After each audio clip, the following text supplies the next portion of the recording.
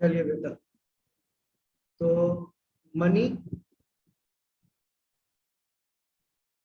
And banking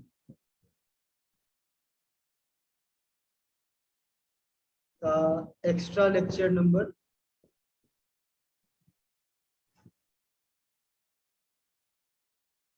2। ठीक है, ठीक है। ये जो है ये एक्स्ट्रा इनिंग्स का पार्ट चल, मेन लेक्चर से इसका कोई रिलेशन नहीं। इट इज जस्ट बिकॉज की एमसीक्यू पेपर है एंड थोड़ा सा पावर बूस्टर्स को लेके हम चलना चाह रहे हैं, क्योंकि बहुत सारी किताबों में पावर बूस्टर्स है, बहुत सारी किताबों में पावर बूस्टर्स मेन कंटेंट में ही दिया हुआ है, तो कोई आगे चल के इशू ना बन जाए, इसी वजह से अभी ही करके चल रहा है। ठीक है, तो आज एक्स्ट्रा लेक्चर नंबर 2 है आपका। इसके पहले वाला लेक्चर था आपका पेट मनी ये सब। ठीक है, और आज है लेक्चर नंबर 2। ठीक है, सबसे पहला है आपका कुछ स्टेटमेंट देख लेते हैं, और वो स्टेटमेंट है money is what money does. Money is what money does. कुछ स्टेटमेंट्स हैं, कुछ इकोनॉमिस्ट हैं, उनके बारे में कुछ नाम उनका इंपॉर्टेंट है, तो वो आप लोग को मैं लिखवा दूँ। ठीक है, तो पहला स्टेटमेंट है money is what money does. ये प्यारा सा स्टेटमेंट किसने बोला था बेटा? तो ये बोला था बेटा Hartley विथर्स। Hartley HARTLEY, Hartley विथर्स, WYTHER'। तो money is what money does, ये किसने बोला था बेटा? ये बोला था हार्टले विथर्स। ठीक है बेटा, नमस्ते सर। नमस्ते बेटा। तो मनी एंड बैंकिंग का एक्स्ट्रा लेक्चर है हर्षित।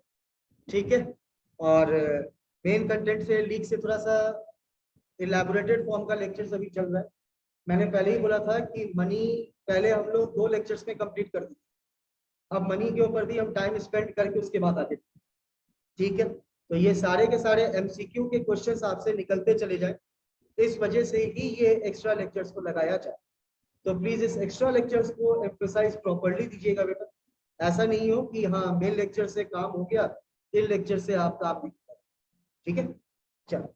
तो मनी एंड बैंकिंग में एक्स्ट्रा लेक्चर नंबर 2 का सबसे पहला पॉइंट था कि money is what money does. ये स्टेटमेंट किसने कहा था? तो ये स्टेटमेंट कहा था sir Hartley विथर्स। Second point,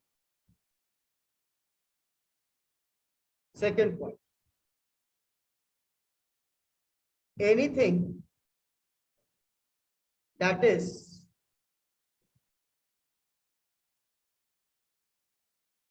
generally acceptable as a medium of exchange and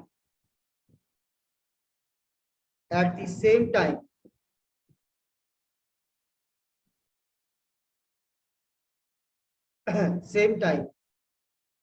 act as a measure and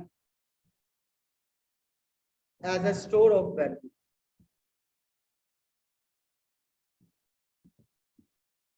देखिए बड़ा प्यारा सा एक स्टेटमेंट कहा गया है, और स्टेटमेंट क्या है कि anything that is generally accepted as a medium of exchange and at the same time act as a measure and as a store value. ये बड़ा प्यारा सा स्टेटमेंट, और इस प्यारे से स्टेटमेंट को किसने कहा था? तो इसको कहा था क्रॉथर्स। वेरी गुड, तो लिखिएगा CROWTHER'। तो this golden line is said by Crowthers. ठीक है, तो क्रॉथर्स ने क्या कहा था कि कोई भी ऐसा चीज जिसको जनरली एक्सेप्टेड किया जाता है, ठीक है, एक्सचेंज में जनरली एक्सेप्टेड किया जाता है, लेकिन जो चीज आप एक्सचेंज कर रहे हो उसके अंदर 2 बातें हो। पहला, उसके अंदर मेजर ऑफ वैल्यू होगा, और दूसरा उसके अंदर स्टोर वैल्यू। ठीक है, बार्टर सिस्टम के अंदर ये दोनों चीजें एब्सेंट। ना मेजर ऑफ यूनिट था, ना स्टोर ऑफ वैल्यू। और क्रॉथर्स के अकॉर्डिंगली क्या था कि मनी के अंदर जो है वो ये दोनों चीज एक्सेप्टेबल, ठीक है। तो क्रॉथर्स ने क्या कहा था, क्रॉथर्स ने बोला था कि कोई भी चीज जो आप जनरली एक्सेप्ट करते हो, ठीक है, लेकिन जिस चीज को आप एक्सेप्ट कर रहे हो एक्सचेंज के लिए, उसके अंदर दो बातें होंगी, पहला मेजर ऑफ वैल्यू होगा, दूसरा स्टोर वैल्यू। उसे आप क्या कह दोगे, मनी के। नहीं आई बात समझ? ओके, रिपोर्ट है। आ और गई सर। व्हाट मनी डज, ये गोल्डन लाइन किसने कहा था, हार्टले विथर्स ने कहा। Am I very much clear बेटा? Yes sir. आगे चल सकते हैं? Yes sir. चलो, अगला आता है बेटा आपका नाम, बड़ा प्यारा प्यारा सा टॉपिक है यार, और बड़े दिल के करीब होने वाला टॉपिक है ये सब। Legal tender money and optional money. Legal tender money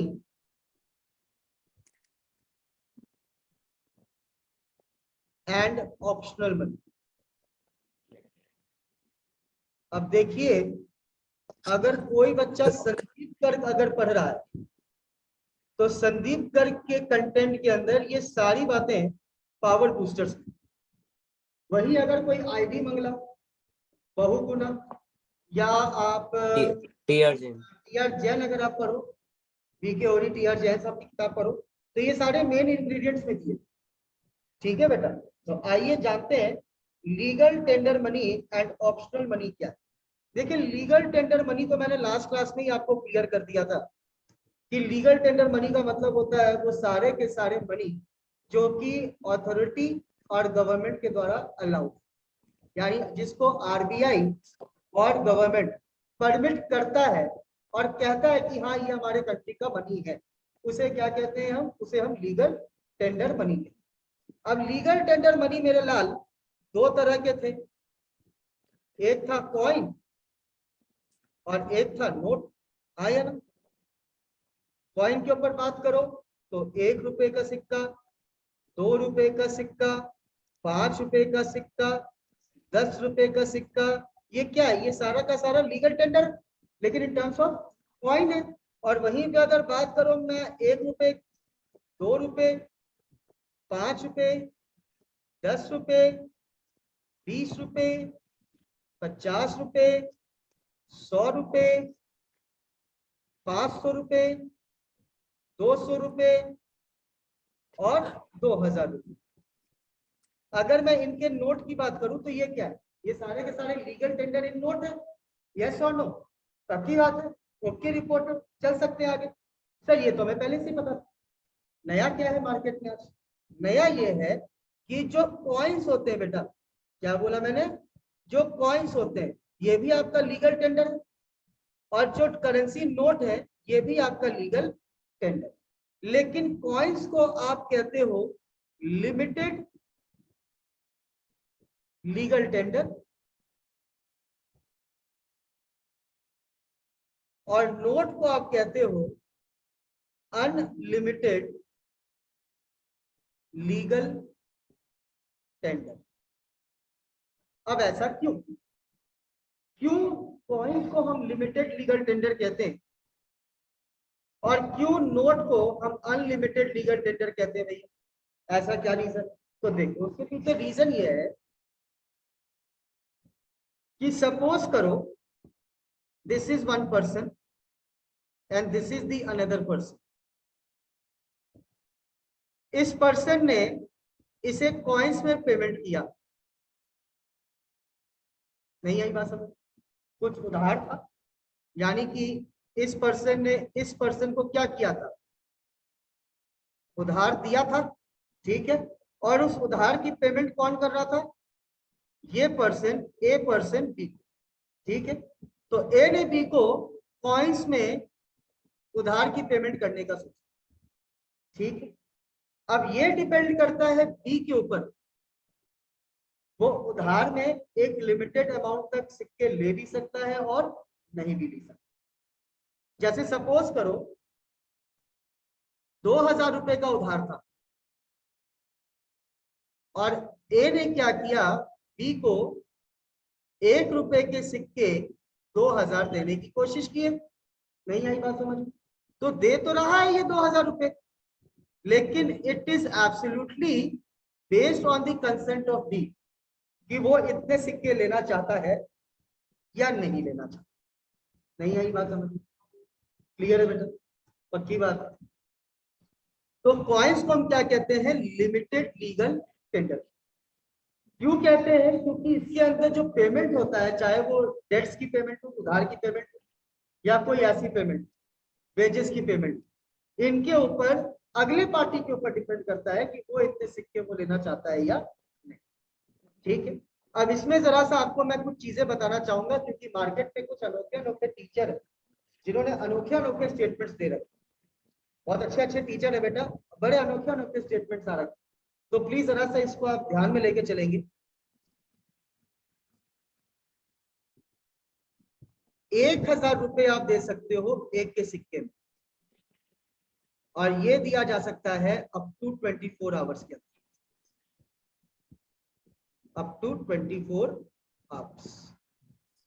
इस पॉइंट को लिखने से पहले आप लोग कुछ समझ लीजिएगा बेटा, ठीक है? ऐसे तो 50 पैसा नहीं चलता है मार्केट में अब, लेकिन 50 पैसे का सिक्का जब चलता था तो उस समय तक हम 10 रुपए तक 50 पैसे के सिक्के पे पेमेंट कर सकते। नहीं आई बात समझ? अब तो 50 पैसे का सिक्का नहीं चलता है, तो इसीलिए 10 रुपए तक नहीं है। लेकिन जब 50 पैसे का सिक्का चलता था तो आप 10 रुपए तक अगले को 50 पैसे का सिक्का दे सकते हो, यानी कि 50 पैसों के 20 सिक्के का पेमेंट आप एक बार में कर सकते। ठीक है? नहीं, उससे ज्यादा नहीं कर सकते। कब? जब 50 पैसों का सिक्का चलता। अब 1 रुपए का मिनिमम डिनोमिनेशन है, इससे नीचे का डिनोमिनेशन तो है नहीं हमारे कंट्री में। तो 1 रुपए का कितना सिक्का आप दे सकते हो? 1000। ठीक है? आ गई बात समझ में? अगर अगला जिसको उधार लेना है या उधार की पेमेंट देना है, अगर वो 2000 सिक्के लेना चाहता है, वो ले सकता है, कोई आफत वाली बात नहीं। लेकिन अगर वो 1000 सिक्के से अगर ज्यादा देने की कोशिश कर रहा है, तो ये डिपेंड करता है उसके ऊपर कि वो पैसा 1000 से ज्यादा सिक्का लेगा या नहीं। ऐसे 1000 तक सिक्का का पेमेंट आप कर सकते हो, कोई इश्यू वाली बात। बैंक के अंदर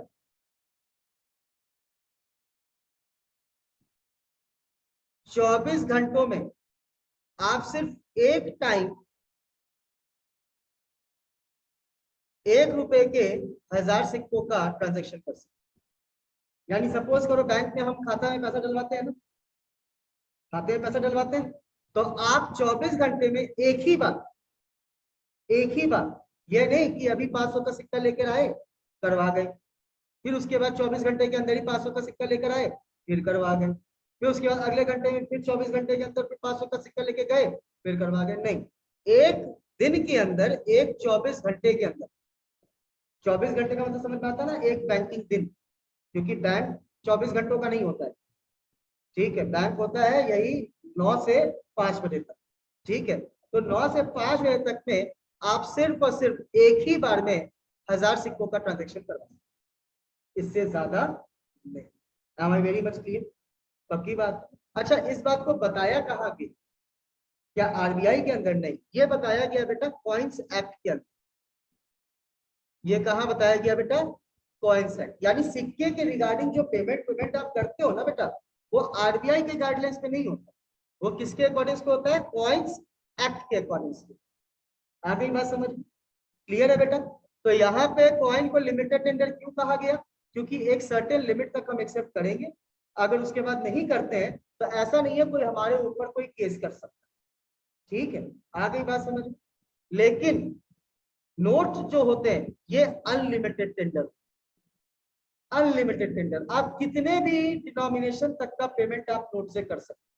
और अगर आपके नोट को अगर कोई पर्सन अगर एक्सेप्ट करने से मना करता है तो उसके खिलाफ केस फाइल किया जा सकता। नहीं आई बात समझ? जैसे आप मुझे मेरी फीस देते, 2000 रुपए का नोट देते हो, 500 रुपए के नोट देते हो, तो ऐसा नहीं हो सकता कि मैं उसको लेने से मना करूं। अगर मैं मना कर देता हूं तो मेरे खिलाफ केस फाइल हो सकता है। तो अनलिमिटेड टेंडर क्यों कहा जाता है? क्योंकि नोट में आप कितना भी पेमेंट कर सकते हो, कॉइन्स में एक लिमिटेड अमाउंट तक की पेमेंट किया जा सकता है। Am I very much clear? पक्की बात है, बोलिए हर्षित, क्लियर है? हर्षित, हर्षित, चलो I think he is not having a good network. चलिए बेटा, नेक्स्ट आता है आपका optional money.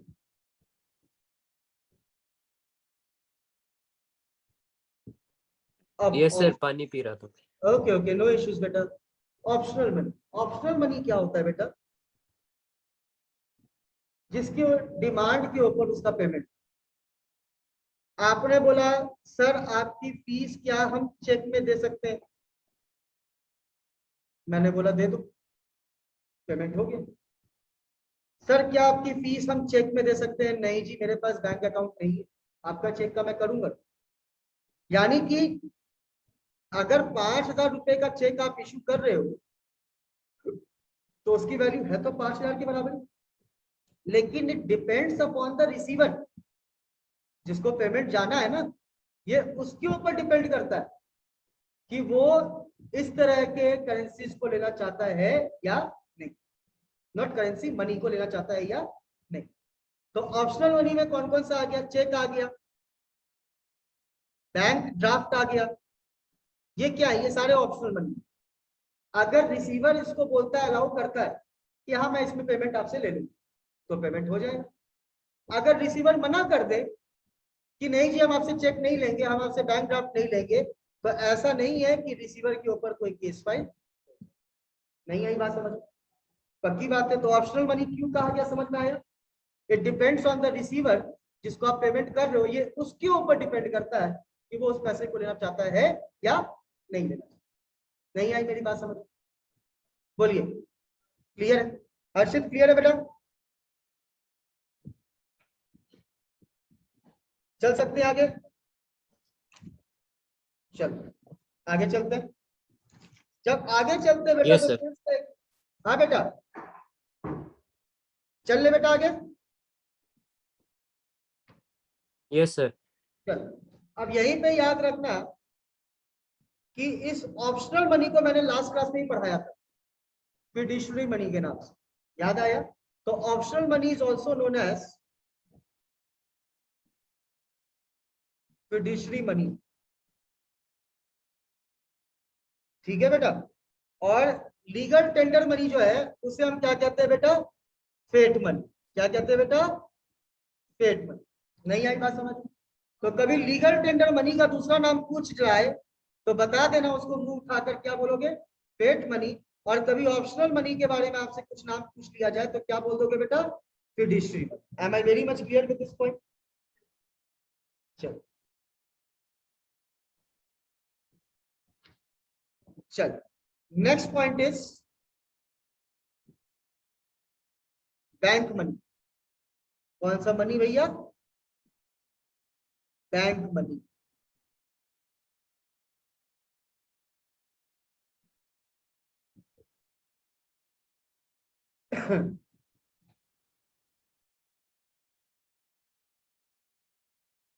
it refers to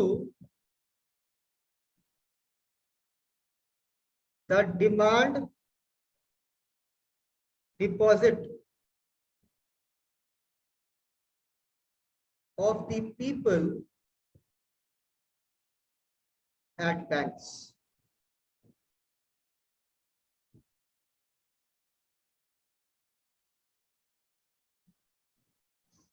ठीक है, यानी जो पैसा डिमांड डिपॉजिट के तौर पर बैंक में जमा होता है उस पैसे को हम क्या कहते हैं बेटा? बैंक मनी कहते हैं। क्लियर है मेरे लाल? कोई दिक्कत? तो क्या बैंक मनी को आप डिमांड डिपॉजिट कह सकते हो? बिल्कुल कह सकते हैं। तो बैंक मनी क्या हो गया बेटा? It refers to the demand deposit of the people at the bank, यानी कि बैंक के अंदर जो पीपल का, जनरल पब्लिक का पैसा जमा है उसी को हम क्या कहते हैं? बैंक मनी कहते हैं। अच्छा, बैंक मनी को हम डिपॉजिट मनी भी कहते हैं।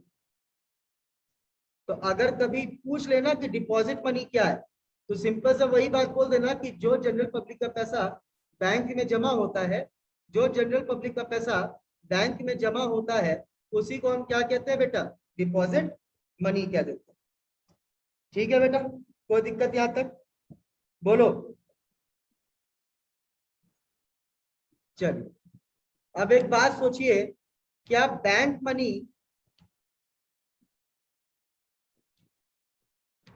कंपलसरी है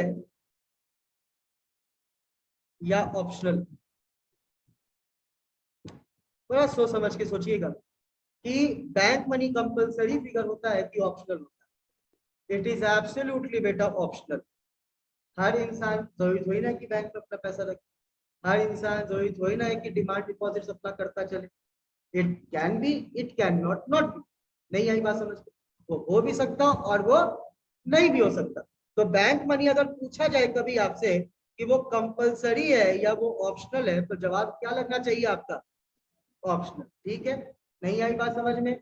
बैंक में पैसा रखिएगा अच्छी बात है, नहीं रखिएगा तो ऐसा नहीं है कि आपको जेल के अंदर डाल दिया जाए। ठीक है, तो it is absolutely an optional amount जो आप बैंक में मेंटेन करके चल भी सकते हो और नहीं भी चल सकते। Am I very much clear?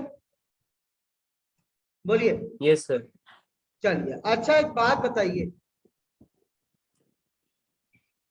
ये अच्छा क्वेश्चन है please. A person may or may not accept the payment through cheque or draft or etcetera, this comment is true और फॉल्स? Check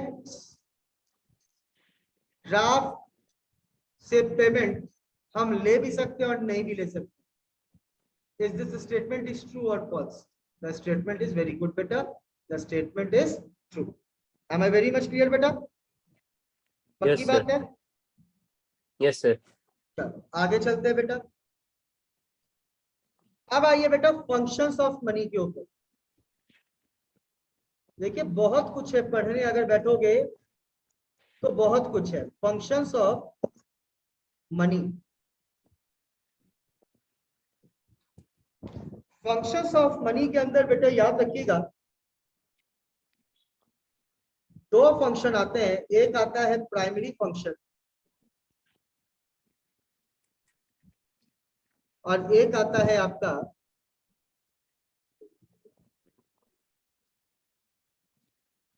secondary function. ठीक है, जो प्राइमरी फंक्शन है इसको हम ओरिजिनल फंक्शन भी कहते हैं। जो प्राइमरी फंक्शन है इसे हम ओरिजिनल फंक्शंस भी कहते हैं। प्राइमरी फंक्शन को ओरिजिनल फंक्शन भी कहा जाता है। ठीक है, और प्राइमरी फंक्शन कितने? दो। कितने मेरे लाल? दो। पहला मीडियम ऑफ एक्सचेंज,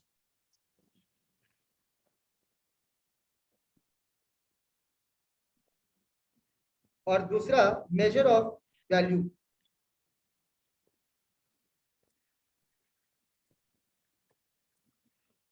वहीं पे अदर दो क्या हो जाएंगे फिर? अब अदर दो हो जाएंगे आपके सेकेंडरी फंक्शन।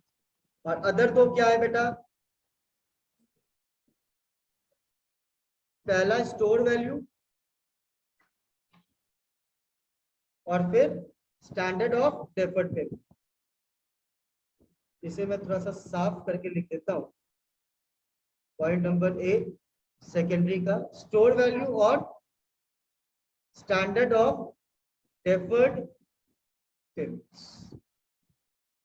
तो कभी अगर आपसे मुंह उठा के कोई पूछ ले कि which of the following is a primary function of money, तो याद रखिएगा मीडियम ऑफ एक्सचेंज और मेजर ऑफ वैल्यू लिख के आइए। क्लियर है बेटा? बोलिए, पक्की बात है? चलो यस सर। अब नोट करके एक स्टेटमेंट लिखिएगा, ये फिल इन द ब्लैंक्स की तरह मैं इसको यूज कर रहा हूं। Dash function are complementary to the dash function.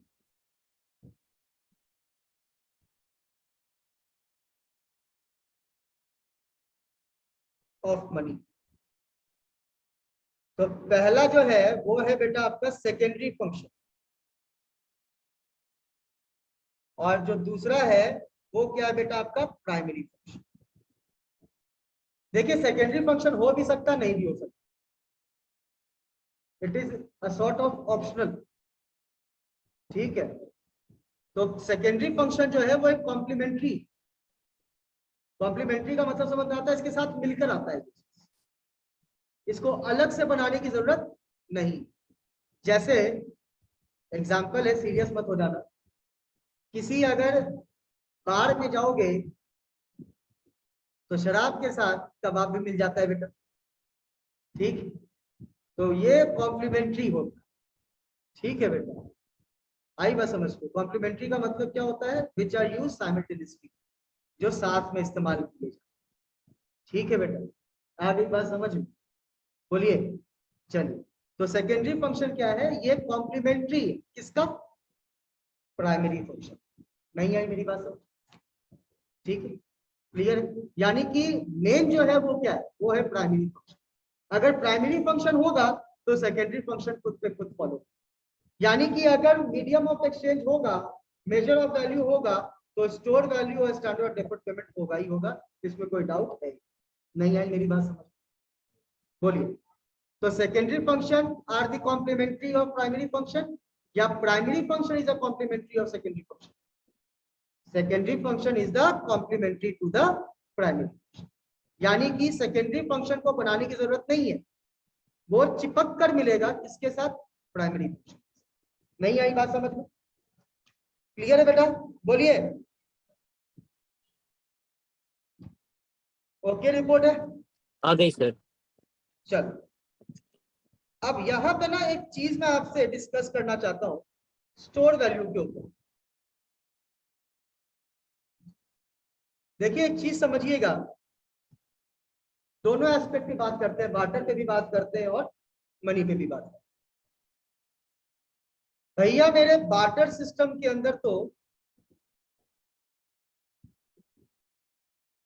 Store value possible ही नहीं, क्योंकि या तो गुड्स खत्म हो जाएंगे यूज कर करके, और या तो वो पेरिशेबल नेचर के, तो सर्कल। तो goods can not be store for long term, या अच्छा money can be store for long term, yes और no, money can be store for a long term, ठीक है। अब एक बात बताओ, storing money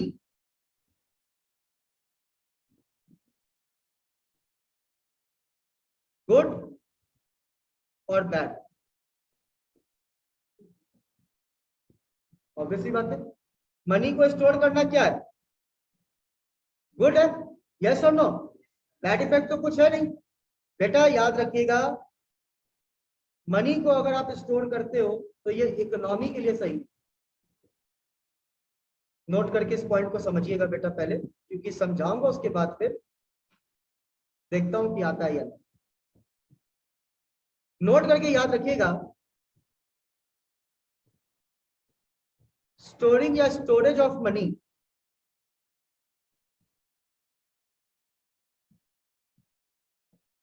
is or can never be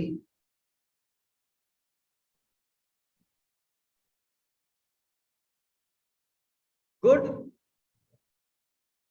for an economy. Storing of money को या स्टोरेज ऑफ मनी को आप सेविंग्स कहते हो बेटा, जो पैसा आपने स्टोर कर लिया वो क्या बन गया, सेविंग्स बन गया आपका। सेविंग्स इकोनॉमी के लिए सही नहीं है बेटा, सही नहीं है, बता रहा हूं, समझना। भूषण ने पूछा है क्यों, तो उसका जवाब तो देना पड़ेगा, सिर्फ और सिर्फ लाइन लिखने से तो काम चलता नहीं है बेटा। ये बहुत पहले भी मैंने एक बार डिस्कस किया हुआ है, मेरे ख्याल से मेरे पिछले रिकॉर्डेड लेक्चर्स में भी ये चीज कहीं ना कहीं मैंने बोला है कि इकोनॉमी के लिए सेविंग्स कभी सही नहीं। पर्सनल लेवल पे सेविंग्स होना चाहिए, लेकिन इकोनॉमी लेवल पे सेविंग्स क्यों, मैं बता।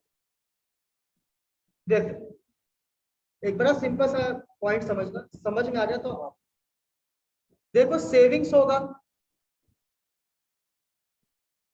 तो ऑब्वियस ही बात है कि डिमांड कम होगा। सर ये क्या बोल दिया, सेविंग्स होगा तो डिमांड तो ज्यादा होना चाहिए। पैसे अगर हमारे पास होंगे तो डिमांड हम ज्यादा कर सकते हैं, यस और नो। मैंने बोला सेविंग्स अगर होगा तो डिमांड कम। क्यों? क्योंकि सेविंग्स करने के लिए पैसा आप मार्केट में निकालोगे, आप अपने पास बचा के रखो। बात समझ में आई? सेविंग्स का मतलब क्या होता है? पैसे को मार्केट में निकालना या अपने पास बचा के रखना। तो जब बचा के रखोगे तो डिमांड करोगे कैसे, और अगर डिमांड करते हो तो बचाओगे कैसे? नहीं आई बात समझ? तो अगर सेविंग्स अगर आपने किया तो जो एग्रीगेट डिमांड है वो क्या कर जाएगा, वो कर जाएगा। नहीं आई बात समझ? नहीं आई बात समझ? अगर सेविंग्स करोगे तो डिमांड नहीं करोगे। एग्रीगेट डिमांड का मतलब होता है होल नेशन का डिमांड। ठीक है, जैसे आप सेविंग्स कर रहे हो वैसे और भी बहुत लोग सेविंग्स करेंगे। ठीक है, तो अगर सभी लोग अगर सेविंग्स करने लग जाए तो इकोनॉमी से पैसा क्या हो जाएगा, गायब। जब मार्केट में पैसा जाएगा ही नहीं, जब मार्केट में पैसा जाएगा ही नहीं तो मनी सप्लाई होगा कहां से? सोचो, थिंक फ्रॉम हियर। दिमाग है ना? सोचो, अगर मार्केट में पैसा जाएगा ही नहीं तो मार्केट में मनी सप्लाई होगा नहीं, और अगर मार्केट में मनी सप्लाई होगा नहीं तो ऑब्वियस सी बात है एडी क्या करेगा आपका? एडी का फॉल करने का मतलब एम्प्लॉयमेंट गिर जाएगा, आउटपुट गिर जाएगा, सब कुछ गिर जाएगा। जब लोग डिमांड करेंगे ही नहीं तो लोग प्रोडक्शन करेंगे नहीं। जब लोग प्रोडक्शन करेंगे ही नहीं तो employment opportunities, output level, production increase होगा ही क्यों? तो देश का इकोनॉमी क्या हो गया, पीछे चला। नहीं आई बात समझ? तो अगर कभी अगर पूछा जाए कि अगर इकोनॉमी के अंदर स्टोरेज ऑफ मनी ज्यादा हो रहा है, दैट इज सेविंग्स, तो इकोनॉमी के ऊपर उसका असर क्या गिरेगा, एडी के ऊपर। तो याद रखिएगा एडी विल फॉल। नहीं आई बात समझ? नहीं आई बात समझ? तो एग्रीगेट डिमांड क्या हो जाएगा बेटा, गिर जाएगा। ठीक है, इसीलिए क्या बोला जाता है, इकोनॉमी के प्रोस्पेक्ट से अगर सोचो तो क्या स्टेटमेंट आता है, savings should be channelise into investments. नहीं आई बात समझ? जो पैसा बचा रहे हो उसको अपने पास रखो मत, स्टोर मत करो, उसको क्या करो, इन्वेस्ट करो। तो करते ही ये लोग, सेविंग भी करते हैं लोग, इन्वेस्टमेंट भी करते हैं, लेकिन सिर्फ सेविंग मत करो। क्योंकि अगर सभी लोग सेविंग्स करने लग गए तो मार्केट में पैसा घूमेगा कैसे, और मार्केट में अगर पैसा घूमेगा नहीं तो हर चीज क्या हो जाएगा, हर चीज महंगा हो। नहीं आई बात समझ? सोचो ना, आज मनी अगर पैसा ही अगर मार्केट से खोलो, सोचो डिमोनेटाइजेशन में हुआ था ना भाई, 1000 रुपए 500 रुपए मार्केट से क्या हो गए थे, खत्म हो गए थे। तो उस समय जीना आसान हो गया था या मुश्किल हो गया था? फिर तो यही सोचो, अगर सभी लोग अगर सेविंग्स कर गए, अपने पैसे अपने पास ही रख के चले गए, तो मार्केट में पैसा घूमेगा कैसे? और अगर मार्केट में घूमेगा ही नहीं तो इसका मतलब क्या है कि लोगों के द्वारा डिमांड भी कम होगी। तो इसीलिए सेविंग्स करने से अच्छा है कि जो अपना सेविंग्स है उसको किस में बदलना चाहिए हमें, इन्वेस्टमेंट। इन्वेस्टमेंट जो है ये कंट्री के अंदर स्मूथ फ्लो लाता है। नहीं आई बात समझ? लोग क्यों बोलते हैं, सरकार क्यों बोलती है हम निवेश करवाएंगे, निवेश लाएंगे? क्योंकि जितना ज्यादा इन्वेस्टमेंट होगा उतना ज्यादा इकोनॉमी स्मूथ होगा। नहीं आई बात समझ? और जितना पैसा आप सेव करोगे उतना ज्यादा पैसा मार्केट से निकलता चलेगा। नहीं आई बात समझ? नहीं आई समझ? फिर से समझाओ, फिर समझाओ, फिर समझो। एक बात बताओ, ये है हमारे भूषण गुप्ता। ठीक है भूषण साहब, पेंटिंग हमारी ज्यादा अच्छी है, बुरा मत मान जाओ। ये है हमारे भूषण गुप्ता जी, कोई दिक्कत? पक्की बात है। भूषण गुप्ता जी कुछ देर के लिए ना खुद को अंबानी समझिए, इतना बड़ा गुनाह तो कर सकते हैं आप। कोई बात नहीं बेटा, कर लीजिए, एक बार गुनाह करने में क्या जाता है। आप मान लीजिए भूषण गुप्ता जी आपके पास अरबों रुपए, नहीं आई बात समझ? अगर आप सारा का सारा पैसा मार्केट से निकाल के अपने जेब में अगर रख लीजिएगा तो मार्केट से वो अरबों रुपए गायब हुए नहीं। तो मार्केट से अगर अरबों रुपए अगर गायब हो गए तो मार्केट में पैसा घूम पाएगा या नहीं घूम पाएगा? तो जब मार्केट में पैसा घूमेगा ही नहीं तो लोग चक्कर खा के घूमेंगे या नहीं घूमेंगे? वही हुआ। ठीक है कि अगर आपने सेव कर लिया सारा का सारा पैसा तो मार्केट में लोग चक्कर खा के गिरना शुरू कर देंगे, यानी कि इकोनॉमी का स्मूथनेस जो है वो गिर जाए। नहीं आई बात समझ में? चीजें जो है वो महंगी हो जाए, इन्फ्लेशन ऑकर कर जाएगा। ठीक है, तो इसीलिए सेविंग्स का दिक्कत नहीं है, क्योंकि गुप्ता जी है ना, बचत के ऊपर ज्यादा आते हैं। ठीक है, खर्च कम करो, बचत ज्यादा करो। ठीक है, तो बचत आप कीजिए, लेकिन इतना कीजिए कि आगे चल के वो पैसा दोबारा री इन्वेस्ट हो, अपने जेब में लेकर घूमने के ऊपर कुछ मत कीजिए। ठीक है बेटा, क्योंकि जितना लोग जेब में लेकर घूमेंगे उतना ज्यादा पैसा इकोनॉमी से गायब होना चाहिए। ठीक है बेटा, तो एक चीज याद रखिएगा इस बात को कि सेविंग्स जो है, more savings will reduce aggregate demand. जितना ज्यादा सेव करोगे एग्रीगेट डिमांड उतना कम। नहीं आई मेरी बात समझ में? बोलो। एग्रीगेट डिमांड अगर रिड्यूस हो गया तो एम्प्लॉयमेंट और आउटपुट ये दोनों भी क्या हो जाएगा बेटा? रिड्यूस। नहीं आई बात समझ में? बोलो। क्लियर है बेटा? Agree sir. होपफुली ये टॉपिक क्लियर करने में बेटा सक्षम है।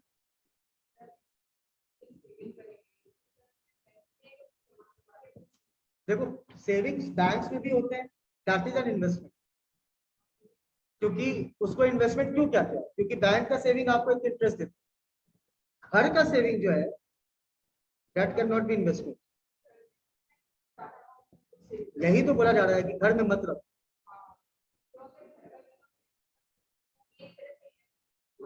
कैसे?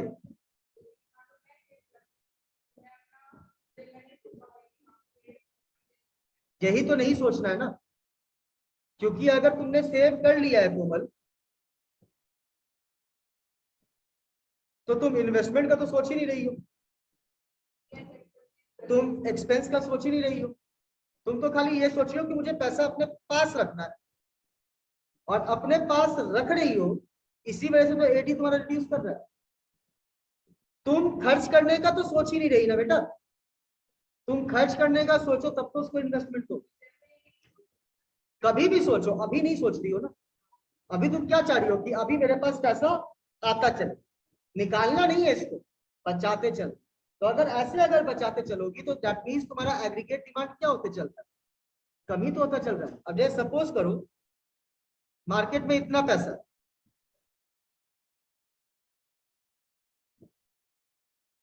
ठीक है, यहां पे तुम, ठीक है, अब तुम ये पैसा सब कुछ चाह रही हो कि मेरे पास, मेरे हाथ में आ जाए। इकोनॉमी से पैसा गायब। बोलो, इकोनॉमी से पैसा गायब, पैसा हो गया कम, आया ना? अब यहां से अगर तुम्हारे सेविंग्स अगर देखो तो अच्छे बन गए। तो इकोनॉमी को अगर स्मूथ अगर फ्लो करना है, तुम्हें क्या करना पड़ेगा? इस सेविंग्स को दोबारा मार्केट में निकालना पड़ेगा। ये क्या बोला गया? ये बोला गया ये पॉइंट कि saving should be channelise into investment. लेकिन तुम्हारी सोच क्या है? तुम्हारी सोच है कि तुम्हें जो पैसा सेव किया है उसे मार्केट में लेके जाना ही नहीं, अपना गुल्लक भरना, अपने पास रखना, पैसे के ऊपर सोना है, पैसा ही खाना है। तो इस हिसाब का अगर सोच अगर हुआ तो मार्केट में क्या पैसा वापस गया?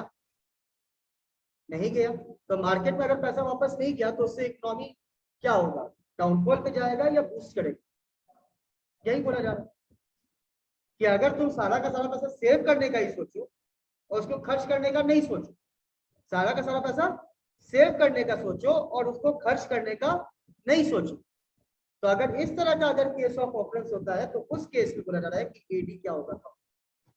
और अगर एडी अगर कम होगा तो फिर इनकम एम्प्लॉयमेंट सब कम। नहीं आई बात समझ में बेटा? पक्की बात है? Am I very much clear with this point? Yes sir. चलो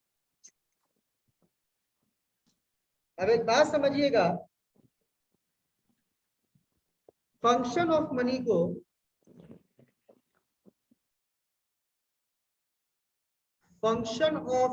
को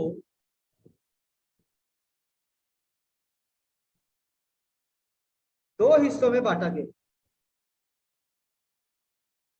पहला स्टैटिक, दूसरा डायनामिक।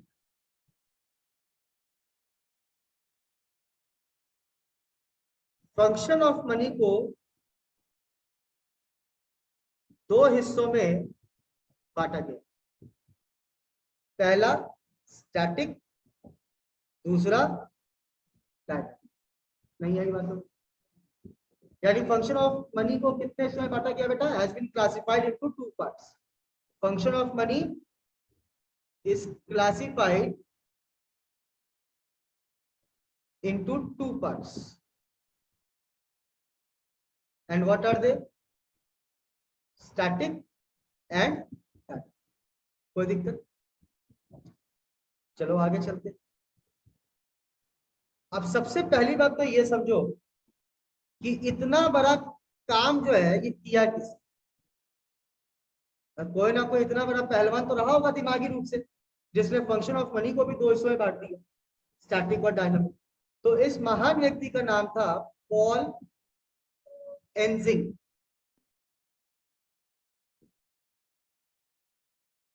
पॉल एनजिंग, EINZING,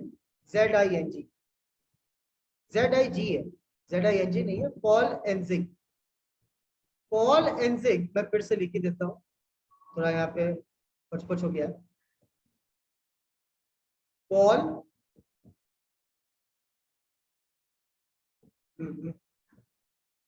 एनजिंग, EINZIG, ठीक है। पॉल एनजिंग। पॉल एनजिंग कौन थे? जिन्होंने फंक्शंस ऑफ मनी को दो हिस्सों में क्लासिफाई। पॉल एनजिंग कौन थे बेटा? जिन्होंने फंक्शंस ऑफ मनी को दो हिस्सों में बांटा। पहला क्या है बेटा? स्टैटिक, दूसरा क्या है? ठीक है बेटा, कोई दिक्कत यहाँ पे? पक्की बात है? अब स्टैटिक क्या है, डायनामिक क्या है, ये हम लोग देखेंगे बेटा नेक्स्ट क्लास में। ठीक है, मैंने आपसे पहले ही बोला था कि मनी एंड बैंकिंग को अब जब भी देखेंगे डिटेल्ड में देखेंगे, तो डिटेल्ड में सब कुछ करते हुए ही देखेंगे। ठीक है, चलिए, थैंक यू सो मच बेटा, have a great and a safe evening ahead, take care, bye. नमस्ते सर।